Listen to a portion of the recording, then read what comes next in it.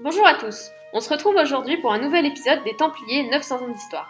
Le but est de brosser le portrait d'un des fondateurs des Templiers, Hugues de Payens. Alors commençons simplement.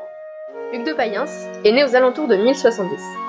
Cela dit, on ne le sait pas vraiment car beaucoup de zones d'ombre persistent sur le début de sa vie. Ce qui est sûr cependant, c'est qu'il vient de Champagne. Or, la Champagne, au moment de sa naissance, c'est ça. Et le comté de Champagne est en lien avec celui de Blois, qui appartiennent donc tous les deux à une seule famille, celle des comtes de Champagne. Le premier comte de Champagne qui nous intéresse, c'est Étienne II, avec qui Hugues de Payens part pour la première croisade en 1096. Mais pourquoi lui ?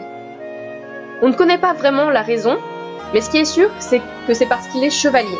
Et être chevalier au XIe siècle, c'est quelque chose d'assez particulier.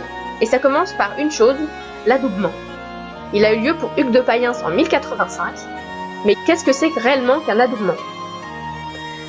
Déjà, c'est quelque chose d'assez nouveau, puisque les règles de l'adoubement sont réellement mises en place entre le Xe et le XIIe siècle. C'est un peu plus qu'un rite de passage, mais un peu moins qu'une initiation. C'est un rite d'accomplissement, pour citer l'historien Dominique Barthélémy. Il est d'abord largement profane, et ce n'est que plus tard que l'Église s'initiera dans la cérémonie. Les deux personnages importants dans la cérémonie de l'adoubement, c'est à la fois l'adoubeur et l'adoubé. Le premier, c'est en quelque sorte celui qui a formé le jeune chevalier, et qui par la cérémonie le reconnaît. Pour le second, ce rituel inaugure une nouvelle étape dans sa vie, car s'impose dorénavant à lui une vie chevaleresque qui commence par ce qu'on appelle la jeunesse, qui se caractérise par l'errance, quitter le château familial, dans lequel on a été formé, pour aller par la terre, aller quérir terre et épouse, en somme, partir à l'aventure. Donc pas étonnant que l'on retrouve notre cher Hugues de Payens, 10 ans après son adoubement, partant pour la première croisade auprès d'Étienne II.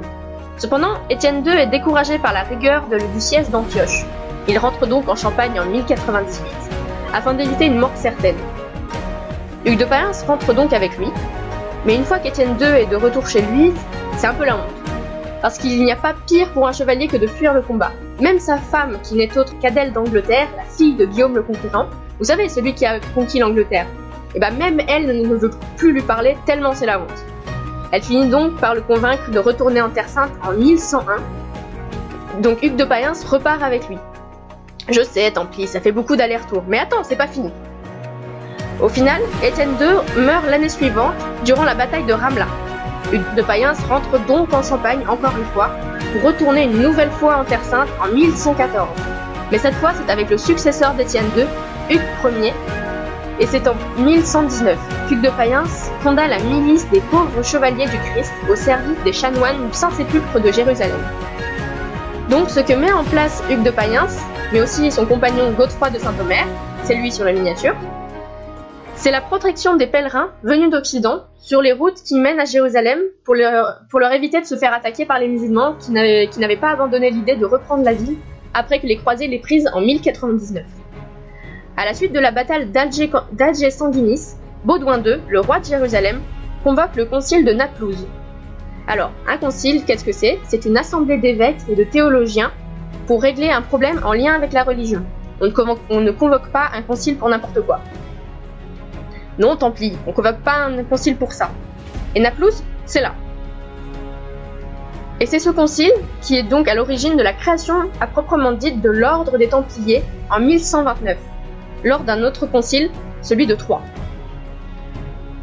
Les chevaliers prêtaient 3 vœux, celui de pauvreté, de chasteté et d'obéissance. Ils étaient donc soutenus par le roi de Jérusalem, mais aussi par le patriarche de la ville, Gormond de Piquigny. Tu veux bien arrêter de juger, Tambi, s'il te plaît ? Bref, un patriarche, c'est comme un évêque, mais pour les villes de Terre Sainte. Cependant, la notoriété de la milice ne parvenait pas à s'étendre au-delà de la Terre Sainte. Ce qui était nécessaire, notamment pour recruter des chevaliers, mais aussi pour obtenir des fonds qui leur permettraient de continuer leur activité. Donc Hugues de Payens, accompagné de 5 autres chevaliers, retourna en Occident en 1127, d'abord pour apporter un message de Baudouin II au pape Honorius II et à Bernard de Clairvaux. C'est lui. C'était un moine qui promouvait la règle cistercienne, qui prône la mortification pour progresser dans le domaine spirituel. Ouais, je suis assez d'accord avec toi, tant pis. L'objectif d'Hugues de Payens, c'était de faire reconnaître la milice par l'Église et de lui donner une règle, c'est-à-dire une liste de choses à faire et à ne pas faire, une ligne de conduite à suivre pour le milieu ecclésiastique. mais aussi de légitimer les actions de la milice, et surtout recruter de nouveaux chevaliers et obtenir des dons qui feraient vivre la milice en Terre Sainte. Et ça passe par le recrutement d'hommes désireux de combattre à ses côtés et par l'établissement d'un réseau en Occident.